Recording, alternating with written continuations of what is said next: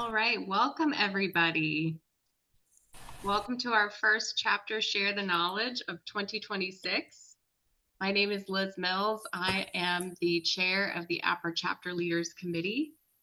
We created this webinar series as a way for local chapters of Apra International to share their expertise and insight so that we can kind of disseminate it among all of our chapters. So this presentation was made for you, and we hope that this is really informative information for you. As you see, we have this in meeting style, so feel free to come off screen. We're going to save questions to the end, so Andrew and Martha have left about 15 minutes at the end for Q&A. We have a Q&A feature. We also have a chat box. So if you don't feel comfortable asking questions live on camera, you can certainly just drop it in the chat and we can circle around and try and answer it. This webinar is also being recorded. So the recording is going to be sent out to you along with a survey and any presentation materials in an email after this event. So with that, I am absolutely thrilled to welcome our friends at Apra, Illinois. We have Martha Rowe, who is Apra Illinois chapter president, and we have Andrew Gutierrez, who is vice president, and they are here to share with us the success stories of 2025. So with that, take it away. Thanks, Liz. Let's see here, make sure my screen is up. We have a visual. Everybody see the screen? Perfection.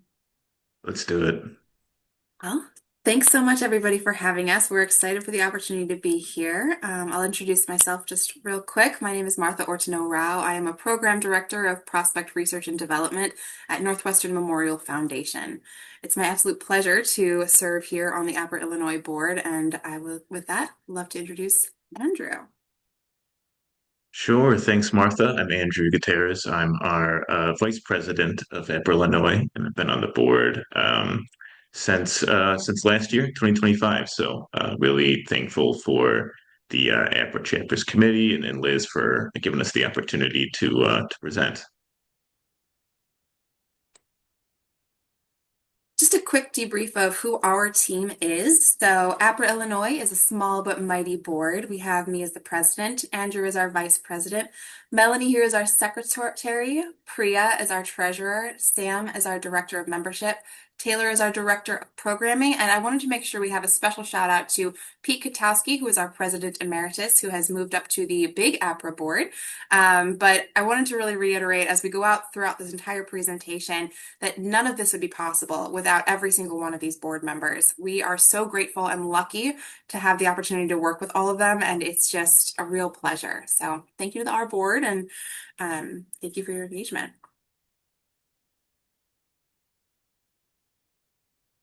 Next up, we have just a debrief of what Apra Illinois looks like by the numbers. There are 94 active members in our constituency. We have 43 organizations represented.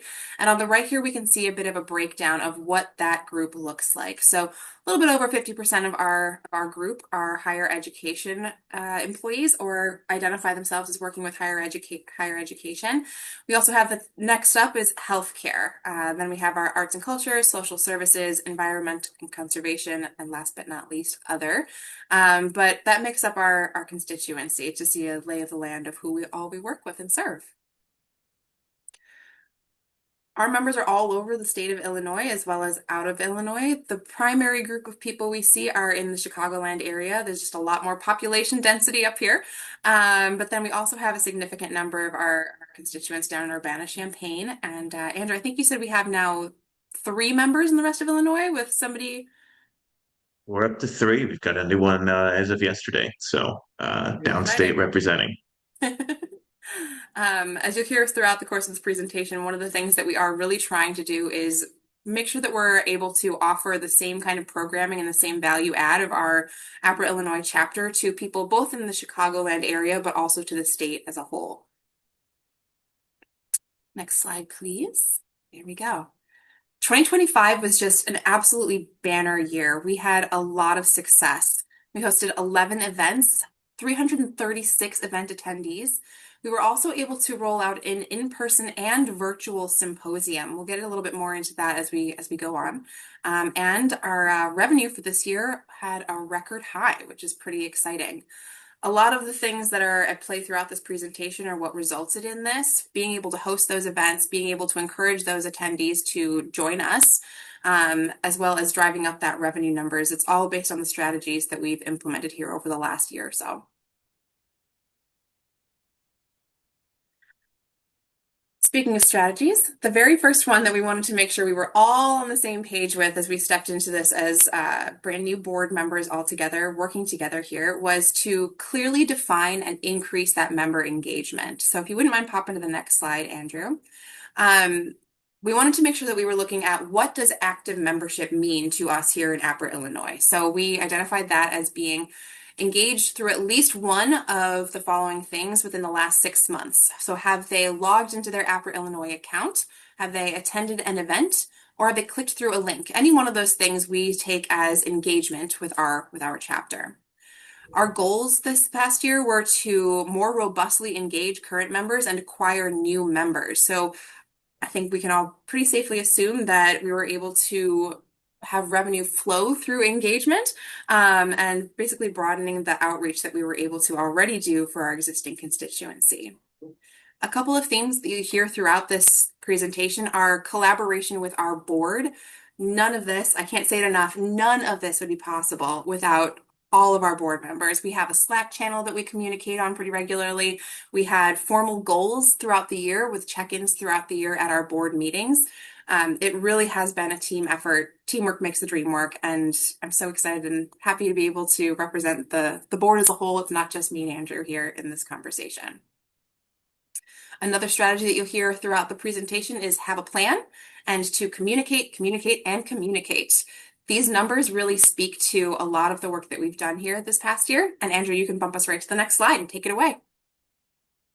Absolutely. Yeah. So as Martha's kind of mentioned already, there's kind of two ways to, increase, revenue primarily coming from member dues, right? One is to get new members and the other is to increase the engagement of your existing members, right? And as we know from fundraising, from PR&D, if any of us works with affinity models, downstream from engagement is dollars, right? So by defining this metric and setting a target of trying to have all of our active members within, engaged through one of those three methods that Martha mentioned. So logging into the system, engaging through email click-throughs, and also attending events within 6 months.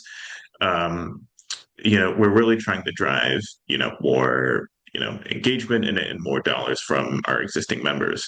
So, just to kind of give you a picture, we set this metric up at the beginning of the year last year. And at that time, only about half of our members were engaged within that 6 month window that you can see. We even had a good amount of folks who had no engagement in over a year, or even in the 2 years and more. So fast forward to 365 days from then, which would be yesterday, we're up to 85% of our members within that 6 month window of engaging. So a real testament to the hard work that our board has put in. And so you're probably wondering where we got that data from, and so that's a good opportunity to kind of segue to our next segment, which is more of a digression than a full-on strategy. But this has to do with wild apricot data. And wild apricot, if you don't know, if you're not involved with the chapter, that is the member association management software that we use in Illinois, and that most of our fellow Apra chapters use. And I should mention, so a built-in advantage that we have here in Illinois, and that some of the other chapters may have as well, I'm thinking Minnesota, Wisconsin maybe, is that it gets like unspeakably cold here in the wintertime, right? So case in point, Illinois folks on the call, it's going to be like, what, negative 35-degree wind chill factor tomorrow. So we're excited for that. But so for long chunks of the winter, there's really not much else to do other than like hunker down inside and like work on like personal projects, so that's ultimately the backdrop of this segment here. With it kind of allowed me to do a lot of exploring with our wild apricot system. And as we'll see, some of the nerdiest things that I've done in my adult life have been for the benefit of the chapter. So I'll kind of show you what we mean. But what I discovered through exploration is that Wild Apricot has an API. If you don't know what an API is, Wikipedia tells us that they stand for Application Programming Interface. They act as an interface for a particular software that allows for connection and services to other pieces of software. Generally, there's two things you can do with an API. One is to request information. We call that a GET request. So you can download information from an API. The other thing you can do is push data back to the API and the original software that it's the interface for. So we call those put requests. So even if you're unfamiliar with APIs, if you work in prospect research, chances are you've used data that has been acquired through an API that's in your CRM. iWave, Zillow, WealthX, DonorSearch, Redfin, LinkedIn. These are all examples of APIs that I've used to capture external information on prospects and append it to an internal data environment in the prospect research world. And so I found in my exploration that Wild Apricot has an API. And there was some documentation for it on a website called Swagger Hub, which I had never heard of before. So in familiarizing myself with that API, I was able to write a suite of programs with Python to extract all of the information that you see listed here from a Wild Apricot account. Everything from information on our contacts, from our events, who's registering, who's attending, all of our finances, payments, and invoices, everything from emails that were sent, who they're going to, what's being clicked and opened. Everything that you see there, a real treasure trove of information. I also was able to do put requests through this as well. So, for example, one thorn in our side for our chapter has been email unsubscribes. So in Wild Apricot, the email functionality doesn't quite talk back to the contact section in the way that you would like. So like when someone unsubscribes from our emails, Martha would have to go back manually to their contact record in the system and like flip their email preference to unsubscribe manually to make sure that we abided by that unsubscribe. So another program I was able to do was to use a put request in Python and to automate that function and update any unsubscribing contacts' email preferences programmatically through the API. But basically, just like how we do in our day-to-day work and prospect research, if it's biographical data that we're getting, data on wealth, affinity, once you've acquired a swath of data like this, that then allows for different types of analyses for linking different data sets together, reshaping, creating new data points, what have you. So once I had all this data, I was able to play around with it, and ultimately what arose from that over the course of a couple snowy, freezing cold weekends was actually a suite of dashboard reports for our chapter, which are really cool and really helpful. I'm showing a version here where we've kind of removed folks' names. That way we're trying to keep it somewhat anonymous. But again, using a lot of that data, we're able to do a bunch of cool things. One is, for example, segmenting our base of contacts that you see here, taking a look at who's attending us from which organizations. Here's our last engagement, for example. So let's say, if I want to look at our active and pending members, it gives you an idea of their engagement, what organizations they're coming from, and then we can see individual level detail as well. We can filter by organization type, organizations, what have you. And again, lots of treasure troves of data. We can look at events, look at our events and see who's attending, how much are we making revenue wise, how does it compare to other events in the past. We take a look at our symposium, for example, we can see who's attending from what organization. And of course, we can filter as well. We've also got email data. We can look at any of our email sends. We can see who's interacting, who's opening, who's clicking on emails, and so on. And also what those links are, which links are most popular. It gives us an idea. And even payments as well, right? We're able to see all of our finances over the years. We're able to compare over a year. We're able to drill down into by quarter, by month, and see what money is coming in and from who. We can filter by organization. So really powerful tool that really drove a lot of the strategies that you're going to see through the rest of this presentation. So back to the presentation, that was our digression. The next strategy we're going to talk about is benchmarking with other chapters. Um, if you're out there in a chapter, you are not alone. There's actually, I think, 34 total Apra chapters, right? Liz, check my math, something like that. It's over 30, maybe 31. I don't know. But there's 30 something of his fellow chapters out there, both throughout the country and internationally as well. Many of the ideas for new things that we tried in 2025 came from keeping tabs on and noticing what some of our peer chapters were doing. Um, and to that end, our director of membership on our board, Sam DeSando, who is maybe on the call of the Chicago Botanical Garden, did fantastic work throughout the year in benchmarking the rest of our peer chapters. He put together a really nice, comprehensive, in-depth spreadsheet of other chapters and their membership levels, their pricing and benefits, their sponsor information, the types of events and programming they did, and much more. So that kind of gave us a one-stop shop source of truth for our peers to be able to see what they're doing and to be able to make sure that we're keeping in pace with them. Again, if something works for one chapter, chances are it's going to work for yours as well. Next, we'll talk about another strategy, which is consistent chapter communications. And Martha, I'll let you kick this one off if you don't mind. Great. So, one of the things that I have in my crazy mind really enjoyed doing is building out a great project plan. So, my background before I was in prospect research and development was in frontline fundraising. So, I did a lot of annual giving. I was a director of annual giving previously. And I spent a lot of time planning out full years of communication. So, I kind of took that mindset of if we could do consistent communication and structure to that engagement, then we're going to see that engagement increase. So basically started writing down a plan. This was an example of our communications calendar from 2025.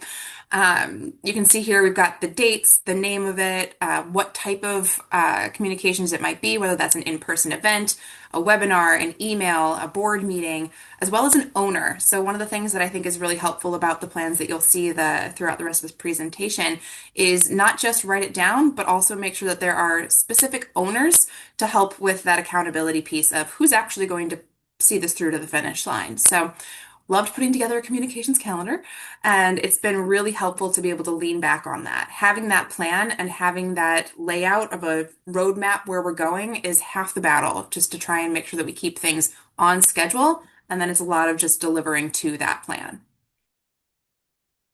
Andrew, you want to jump in? Because you had Absolutely. such a great job of actually putting things into our communications. Absolutely. So, Martha mentioned, she comes from an annual giving background, and I've done annual giving work earlier on in my career as well. So we're both no stranger to, digital communications and appeals, things like that. And so I think, in taking a look at our, state of our chapter communications at the start of 2025, I think Martha and I both kind of had a thought that we could and should be doing more. To give you an idea, at the start of the year and years prior, our chapter communications were almost entirely reactive. We typically would only send communications out to our contacts when we had an event to already promote. So we weren't doing any proactive communication, only just kind of like announcing and flagging events. We also had a very kind of bare bones, like kind of raw, no frills type design. So we thought we could kind of spice that up a little bit. Um, and which led me to wonder if what we really needed was more of like a regular newsletter, something that's sent on a regular cadence. And so, again, in keeping in mind our strategy of benchmarking, I took a look at what some other professional associations did for their communications. And I noticed a common design theme, first of all. So many of them were set up in the style of kind of like snippet item, big link, click this button, draws your attention, and then divider, another snippet, and so on. And even beyond professional associations, like every email that I got from, stores, promotions, whatnot, and my inbox tend to kind of look this way too. So this is Big Apra's, connections newsletter on the left. This is AASP, their information bites newsletter on the right. So a common theme. So I took note of those trends and posted up in the lab for a bit and came out with a newsletter of our own, which we have since entitled Prospect Points. And I'll show you an example of that. This is something that we send in the first week of every month to each contact that we have in our wild apricot system. This is the most recent one that we sent in January. And again, kind of similar idea. Um, blurb, snippet of something, big button, divider, lots of little kind of digestible bites. Um, so it looks really nice branding wise, wanting to kind of keep us aligned with, Big Opera actually was able to go in and find like the HTML color codes for like the shades of blue and orange that Big Opera uses and like basically use the same shades. So it aligns us with them, but also keeps it true to ourselves. So really nice looking newsletter, and we've had a really great response to it. Um, and I can show just a couple of like those individual segments that we have, put together and include in our Prospect Points newsletter now that especially help with, member engagement. So one example is something that we've done for maybe about 6 months now is called Meet an Apra Illinois Member. In this, we feature a different member from our member roles each month in a blog post. Here's Adam Wark, who is our most recent. He's one of our downstate members, but we have a list of about 20 questions that we send out to our members who participate in this, and we ask them to pick 5 of them to respond to. We also implemented a new checkbox as part of our new member application process, where when new members sign up with us for the first time, they can check whether or not they want to be a featured member at a later date. And if they check that, we're able to send them the questionnaire right away. So it allows them to get working on it. It gives us a backlog of those questionnaires that are ready to go. That way, we're not having to chase people down to do this every month. So that's something that's been nice. We've also done something called Apra Illinois Celebrations. And so this is an opportunity for us to steward our members and celebrate their good news, whether it's they got promoted, whether it's they started a new role, maybe they're presenting at a conference or they're getting published, or um, there's some other professional accomplishment. So this has been, a great way to steward the community. We've also used this segment to, highlight and call out returning members of ours when they renew, and also new members when they join for the first time. So incentivizing, our members when they join up with us. And another one is job postings. So it's not going to come as a surprise that, for most people when they join and get involved in the professional association, most of them are doing so, with the eye that it's going to help towards their career advancement and goals somewhere down the line, right? So it's not going to be a surprise when we started sending out these prospect points emails and we included a job listings section. And we found that when we looked at the actual link click data, that job postings was one of the highest performing categories. In fact, this LinkedIn category is also mostly job listings as well. So if you aggregate those, I think it's at or near the top, basically. So that gave us an idea to really, try and invest more in this and really create something that was going to grab people's attention. Since we were able to see clearly from the data that it was really resonating, people were finding it useful. So something that I started doing about once a week is that I go out to LinkedIn and I do just a couple job searches. I search for prospect research within Illinois. I search for prospect development within Illinois. And then if I see something that is national based with a remote option in my feed, I'll include that as well. And what I started doing was just maintaining a big spreadsheet of job opportunities from throughout the year. So I would keep track of the organization, the title, the location, the salary if it was listed. I would track the date and the URL, and then at a certain point, I started categorizing them as well. So I would split them into PR&D, kind of more advancement services and operations, data reporting analytics. And I also included some other stuff that falls kind of in like a separate bucket, stuff like stewardship coordination and donor relations that, maybe if someone in our member pool was looking to make a switch, they might be interested in. So a huge treasure trove of information and again more nerdy cold weather stuff. I wrote a program with Python to import this data every time I updated the sheet into a data warehouse that I use for personal projects. And that program would check each URL in the list and make sure the page was still active. And then if it wasn't active, the posting would then get marked as inactive in my system. And then eventually it would spit out, basically some raw HTML code that looks like this, shuts down your brain. This is really helpful. Um, that then I could basically use to drop right into, our actual job listing page on our website. So that takes care of all the formatting. You can see it looks really clean. We're categorized by job category. We can see all the titles and everything that you saw in the spreadsheet is formatted and with the links and everything. So I also make sure that only jobs from the last 3 months are posted because there's actually a lot of ghost postings out there that just kind of stay up and don't come down. Um, so it's worked really well, and it's been basically just a couple minutes a week and to keep this maintained.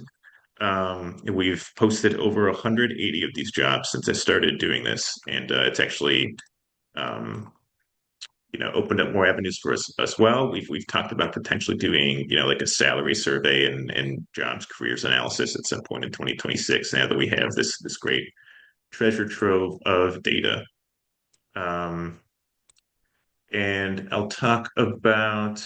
Um, One more thing that we did was to aggregate events from our peer chapters. So we did an Apra chapters roundup of basically upcoming events from our colleagues. We figured if we're going to benchmark and try and emulate our peer chapters, it's only right that we plug their events and try and give back in some way.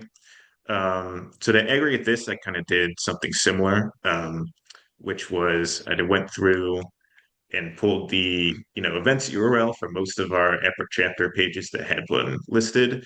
And because most of our fellow chapters also use Wild Apricot system, their events pages all were set up the same way. So I was able to approach this programmatically as well. So I did another program with Python that was able to scan through every single one of the URLs and basically parse out all the information on upcoming events into a text blob that looks kind of like this. So it basically pulls all the text on all the events. And then I'm able to feed that into something called OLLAMA, which is a locally run large language model. It's not like ChatGPT that's in the cloud and using a ball of water. It just runs right off your laptop to kind of generate a bunch of little blurbs for each event. Um, and what that looks like eventually is a nice clean spreadsheet like this, where we can see each chapter and each event name, date and time, and we get a little summary as well.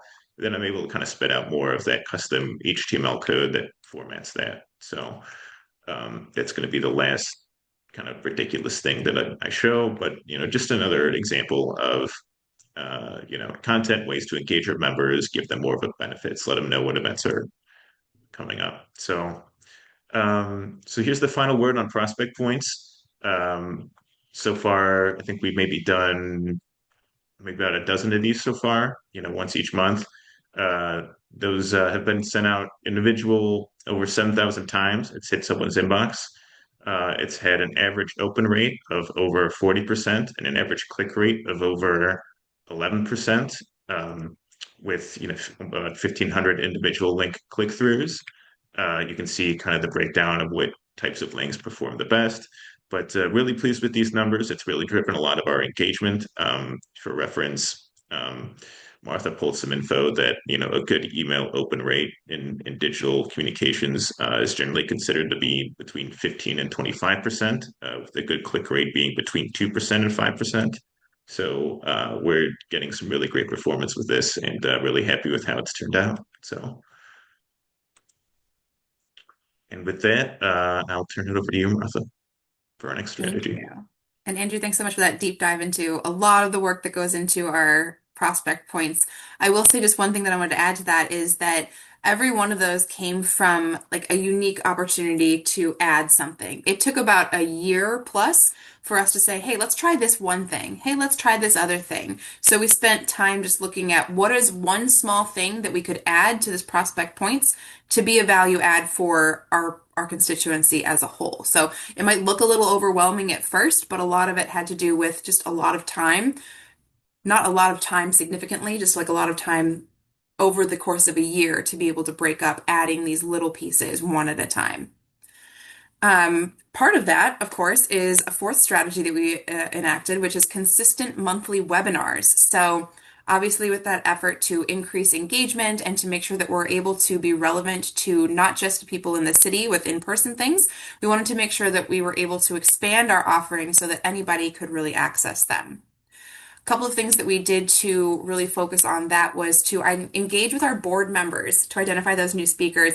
Again, looking back at this is a team effort. This really is all of us helping in a little way so that the sum is greater than the parts, right? I wanted to call out specifically Priya, who was a huge help in getting all of everything together for a social services panel, as well as Melanie Postal, who helped out with getting arts and culture and Salesforce conversations going. Like, again, I think every one of us has been a key player in identifying somebody or identifying a theme for a webinar and then really seeing that through the finish line. What I want to chat through with this part is how we were able to put consistent monthly webinars in place. I think one of the struggles that we had had before was, be like, oh, it's February. Shoot, we really need a March webinar. We need to do something. Quick, let's find somebody that we know who we can has to present. Going back down to a plan is half the battle. Laying out an annual calendar for this has been really instrumental in helping us deliver to it, both from our perspective as the boards, from the speakers perspective who are able to prepare for these with more of a runway, as well as to our constituency, really making sure that we're able to communicate in advance so people can arrange their schedules if they need or want to be able to attend one of these webinars in person or virtually. One of the things that we did with our first year of really trying to push that out was to establish a theme to tie through the course of the year. So quarterly, we did a theme of what does prospecting look like in your industry? As I mentioned earlier, Priya helped us secure speakers and a panel for social services. Melanie helped with arts and culture, really identifying ways that it might be a low lift for presenters to be able to participate in this. We standardized the format of these webinars. We also standardized the questions. So when our constituency comes to a number of different webinars, we hope that it's still able to tie that thread through so that from one presentation to the next, they're talking about similar things to get a better understanding. A lot of people that we see in our Apra, Illinois constituency are relatively new to prospect research. So we wanted to make sure that we're also topical and helpful for people who are new to this field. Say they might want to know more about what does prospecting look like in healthcare or in social services. We wanted to make sure that that opportunity was available for people to learn from others' experiences. Going back down to consistency is key. Really being consistent teaches our constituents what to expect by being both consistent and relevant to the work that they might be doing. We're also able to engage with some of our other chapters to be able to highlight the work that they're doing, really give them a chance to shine, share some of the great things that they're working on, which is always also very fun. And as we look at this slide specifically, one of the things you'll notice is that we were able to schedule and communicate 3 months in advance. So again, going back down to how can we make sure that our constituents know what to expect, that our presenters know what to expect so that we can help plan and increase that engagement piece. Again, looking at the engagement with our board members, I think Andrew's going to speak to this part, but add a webinar store that's free for members. So Andrew, do you want to speak to that? Yeah, absolutely. So, and we've mentioned wanting to benchmark against other chapters. So, one thing that we noticed is that our talented colleagues up in Minnesota, Apra, Minnesota, had implemented their own webinar store, which basically on the Wild Apricot system, there's a online store functionality, and obviously associations can use that to sell physical products, but you can also sell virtual recordings. And so what Minnesota's done that we've emulated here is to, take all of their, past recordings for webinars that they've scheduled, and put them up for sale later on the webinar store. They've turned this into a member benefit, so their members are able to download it for free, and non-members are able to purchase those recordings for the price of $10 each. Um, so this is something that we put in place last year, and thankfully we had archived recordings for many of our past webinars. We've now got 25 different webinars that we previously hosted now available for purchase on our webinar store. Some of those recordings date back to 2020 at the earliest. And we've had 22 of those webinars downloaded so far. 12 of those were members of ours taking advantage of the free benefit. 10 of those, purchased recordings and they were non-members, so that gave us, a little extra revenue. The idea here is basically, let your past effort that you have to put in for identifying and securing webinar presenters, marketing webinars, vetting speakers, putting a virtual webinar, theme together. Don't let that be just kind of a one-time benefit for your chapter. You can transform it into something that is going to continue to pay monetary dividends years down the line. Next up, we have our fifth strategy, which was in-person networking events. So we are still working on this. This has been largely spearheaded by our board member, Taylor Scott. So shout out to Taylor and thanks for that.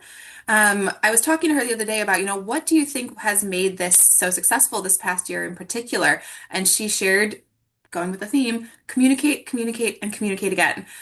Communicating, we would communicate about our in-person events in the monthly newsletter in Prospect Points.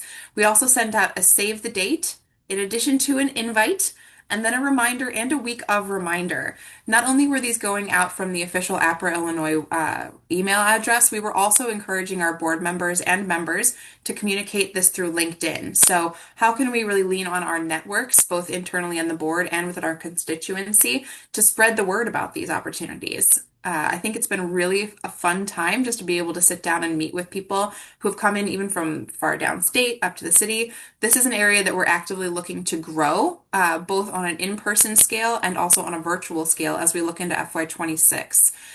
It's been really nice to be able to see people in person, but Illinois is a big state. We want to make sure that we're able to really engage with people from all over. So this is a great picture of our first in-person networking event. So thanks to everybody in that picture who came to the event. It was a lot of fun, and special thanks again to Taylor for being able to manage all of that and put it all together for us. A couple of key takeaways that we had from this were have separate landing page and registration pages for the event so people are able to direct themselves to where that's most helpful, as well as a key learning of let's make sure we set a budget beforehand. So we had not had a lot of turnout in previous in-person networking events, so we didn't really expect the volume that we had, which was great. But we also had not sort of established, are we doing drink tickets? Are we doing something for everybody? Are we doing appetizers for 5 people or for 20 people? We really need to make sure that our key learning from this was to take a step back and really make sure that we're setting that guidelines before we step into this. So just a thought for the friends out there. And then Absolutely. So that's a great segue from in-person networking events to another in-person endeavor from 2025 that was a great success, which was our signature kind of conference event, which we call our symposium. And for the first time in 2025, we set the event up as a hybrid event that had both in-person and virtual components. So we held our symposium on September 12th last year at DePaul University Conference Center in downtown Chicago, which was a space we had not used before. But a great thing about that space was that it allowed for the ability for us to simultaneously live stream the presentations that you see on the screen to a virtual audience via Zoom. So we were able to organize the event as a hybrid event for the first time. attendees could come in person or they could view that live stream. That allows to open up the event to members who live outside the Chicagoland area who normally would not have been able to travel to attend in person, as well as attendees from even outside the state, across the country, outside Illinois. So that basically allowed us to, capture additional, attendee revenue for the event without, incurring any additional cost and really help our event's bottom line. Couple new strategies that we did for our signature event this year that really helped it to be, very successful. One was a call for presenters. So, similar to Big Apra's call for PD speakers, which is currently ongoing, of course. We did a call for presenters for the first time this year. I think we were a little wary of having to, track down speakers and potentially be putting a agenda together at the last minute. So we put together a call for presenters, which was just a Google form that was that we hosted in our Prospect Points newsletter. We also did, its own communications for that to announce it to our folks. We launched at the end of May 2025, had a deadline beginning July 2025. For the first 2 weeks of that window, we shared the link only with our active dues paying members. Basically, we wanted to give them first crack at being able to present. And then we opened it up to everyone beyond our member base. So we received a half dozen submissions, which basically outsourced the work that we would have had to do to identify, vet, and reach out to those speakers. So we were able to put together the really nice and robust program that you see here, a whole full day of extravaganza. Something else we did was advanced promotion of the event. We had brought the symposium back in 2024, as I understand, for the first time since before the pandemic. And it was kind of more of a condensed timeline to, get that planned and market the word out. I think it was maybe just a couple weeks in 2024. But for this year, we wanted to make sure we got the word out and we're really promoting the event. So we opened up registration in July, with about 6 weeks out from the symposium. We were able to do a formal announcement of the event with the registration link. We also had the full speaker lineup committed, the full schedule for the day planned out, and pricing ready to go as part of the announcement. So our member base wasn't waiting on details. They had the full picture of the event right when registration opened. Um, and not only did we plug this in Prospect Points, we actually did separate symposium specific email communications um, to our member base as well to kind of drive home the point that the event was a big deal, so to speak, and that it was a separate thing worthy of its own communications. We did four of those. We did them at 6 weeks out, 4 weeks out, 2 weeks out, and 1 week out. Because we had four selected presenters, we were able to do a kind of like symposium session overview and meet the speaker feature in each one of those emails, where we highlighted one of the day's sessions. And So that was a nice thing. And so we were really able to kind of blanket the airwaves, so to speak, and build anticipation for the event for our members. And one final thing that we did for the first time this year that was a lot of fun was interactivity. So as part of the schedule for the event, um, we used something called Mentimeter, which some of you may be familiar with. Maybe you've seen it before. So this is kind of like an online, kind of in the moment survey service. You get a QR code, and our folks can use that to fill out a survey, and then you can show the results in real time. Um, we set up about 13 questions, and we had our own QR code, and we left that up before the event and between presentations. And we encouraged the attendees to use that QR code to fill out the survey. That way, when we dove into the segment, we weren't kind of spending 10 minutes of dead space while people filled that out. So got some good, questions that were PR&D related, and also kind of more whimsical as well. And we're able to kind of see that information in a lot of different ways, looking at favorite leads. Um, we were able to kind of call interesting responses out and have folks, speak to those in real time. My favorite one was the person who said, "I meow when I answer the phone," is their fun fact. That's one of your team, Martha, I know. Um, so went great. And how did we do? So our 2025 event had the highest attended we've had for any of our major conference events in the last 10 years that you can see here. We had over 60 people participate. And It also represented the second most number of unique institutions that were there, over 30 institutions as part of the attendees. And revenue-wise, we set a new record for revenue for the event. And we also kept our expenses to about $1,000, which allowed us to turn a really solid profit. So all in all, a fantastic win. Definitely something that we're looking to build on for 2026. And just a few slides left. I know we want to make sure we leave time for questions. A final strategy that I'll mention is targeted outreach to major institutions. And first, harkening back to, one of the themes that's come up throughout this presentation, which is to engage your members. Here's just a quick snapshot of our revenue in 2025 that shows why that's so important. As we showed, we did really well with event revenue in 2025, but even with that being the case, membership dues were still our biggest bucket of revenue for the year at 40% of overall revenue. So engaging and stewarding your members is so important, which leads us to our final strategy, again, targeted outreach. Um, and here, what we encourage is to just know who the major institutions are in your state or in your chapter's markets. Um, take a look at your member roles and, look at who's coming to your events, look at your digital engagement, which institutions are actively engaged and represented versus which ones aren't. Um, you know, uh, um, again, keep tabs on which institutions are should be part of your member base but aren't currently. Do your best to develop strategies to get those missing institutions involved, whether that's leveraging personal board connections with folks there to invite them. Consider asking them to present a webinar, their good work.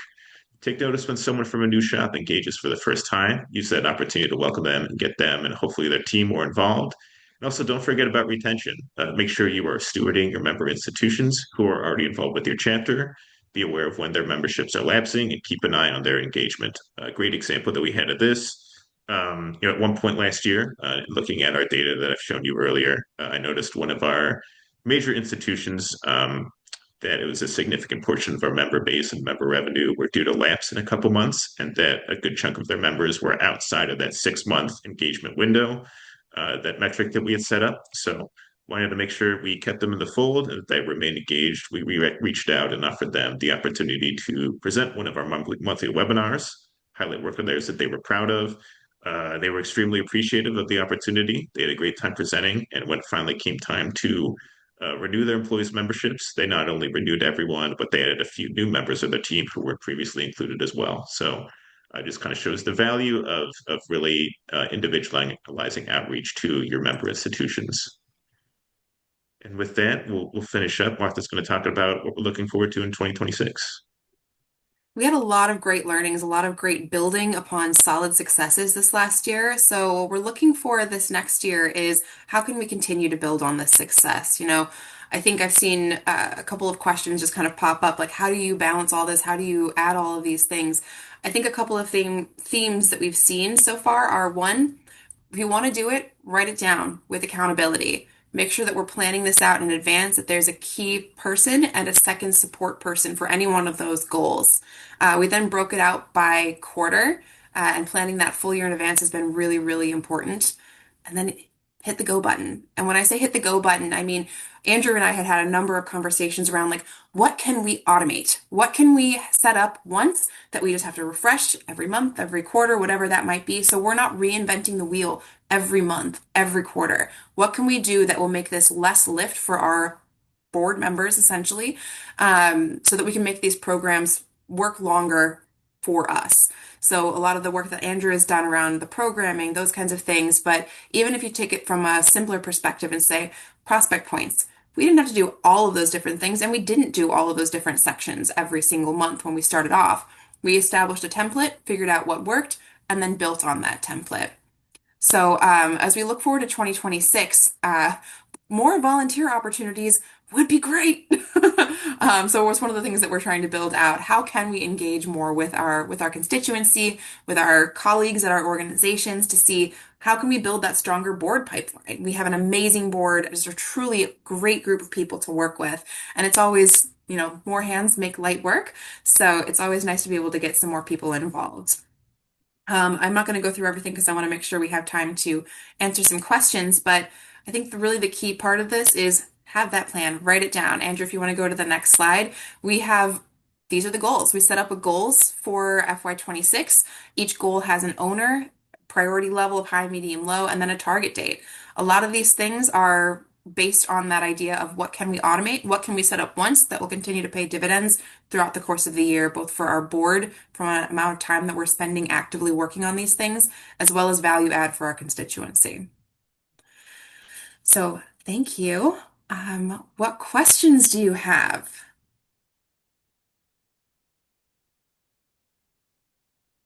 Incredible. Thank you so much to the two of you. This was incredible. The first question in the chat is talking about sponsorship. Um, uh, could you talk about how your chapter has sponsorship? Are you largely membership dues? Is that your operating budget, or do you split kind of 50-50 with sponsorships? Sure. So sponsorship was about 10% of our overall revenue for 2025. We did have one sponsor, which we did not have the year prior, so we were excited about that. That's certainly something that we are hoping to build on for 2026. You may have seen it real quick on our goal sheet there, but we put work in to kind of revamp our sponsor benefits. We've got like a nice clean sell sheet, and we're in the midst of doing outreach to get kind of more of that revenue for 2026. But sponsor revenue is so important because it's fixed. There's no kind of expense. It just kind of comes in. So definitely, something to keep an eye on and strive for with your own chapter. Thank you. We have another question here. I think it's very relevant to a lot of us. What do you recommend? Oh no, I lost it. What do you recommend a board focus on if they are not experts when it comes to the technical side of the website, and especially with all of your Python know-how? I think that might be a knowledge gap for a few of our boards. Absolutely. So I was glad to see someone bring that up. And yeah, the so just to drive it home, like all that work that I showed is so unnecessary and as a result of me, ditching plans to my friends to like just kind of do that for hours at home. Like I don't recommend it. You don't need to have technical skills to be able to do that work or to keep an eye on your data or to use it for strategy. For example, if I go to Apra, Illinois, this is the back end of wild apricots, and all that data is still in your system. I'm so conditioned to using Tableau because I've used it at every step of my career that I kind of just have a mental response to just do that whenever I see data. But all that data is in your system, and Wild Apricot does have some built-in reporting to be able to, keep tabs on your members, your growth and your trends, keep tracks on your revenue, your events.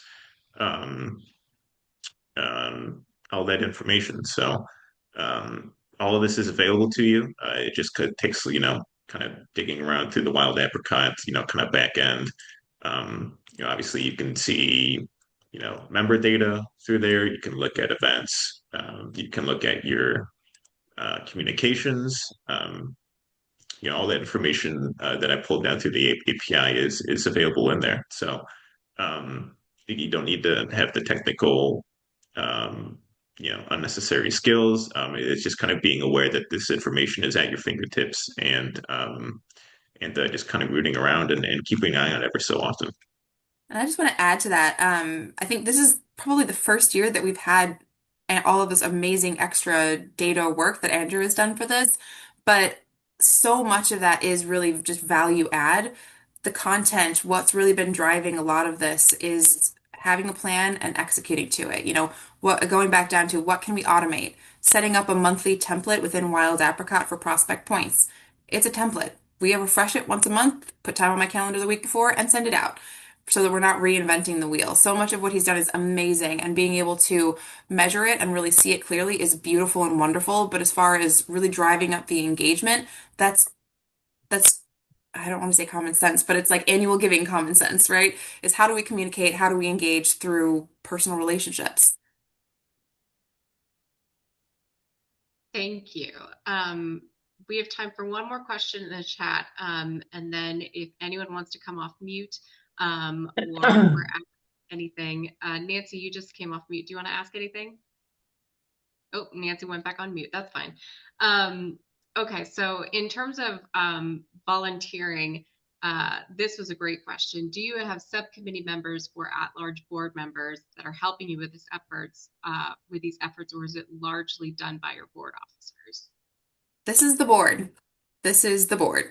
That's one of the things that as we look forward to FY26, how can we create more engagement, more opportunities for subcommittees, we had just had our goal setting conversation, I think it was last week even, and that was one of the big pieces of conversation was how can we create subcommittees and what are the goals of those subcommittees? Like I said, we do have just an amazing board. We're all, like I said, we got the Slack team, we chat each other. It's just a really energized group of people, and none of this would be possible without everybody really spending time and their energy and their effort on this. Absolutely. Board engagement is so important. If as we've mentioned, every single member of our board, contributed and put in really great work. And over time, people find their niches and they find, what skills they have that best bring value to the board, and they kind of own those. And everyone just kind of works together as well, oiled machine.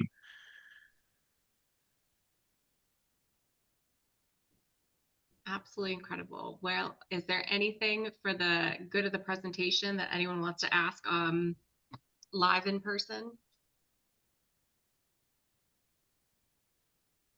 Don't be shy. I'm seeing um, a lot of thank yous and a lot of thumbs ups in the chat. Yeah, well, certainly we've got the apraillinois@gmail.com. If you want to follow up with Andrew or Martha, they are an excellent resource. Once again, we are incredibly thankful both to Andrew and Martha for their time and their dedicated work. This is incredible information. You've done an incredible job, and all of the great work in Apra, Illinois with your growth and your engagement is a testament to all the hard work that you've been doing.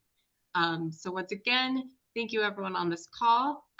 We have recorded the session, so we will be sending out all of the presentation materials as well as the recording and a survey later on. And with that, we'll give you back the rest of your morning, afternoon, or evening. So thank you, everyone. Thank you. Thanks so much, everyone.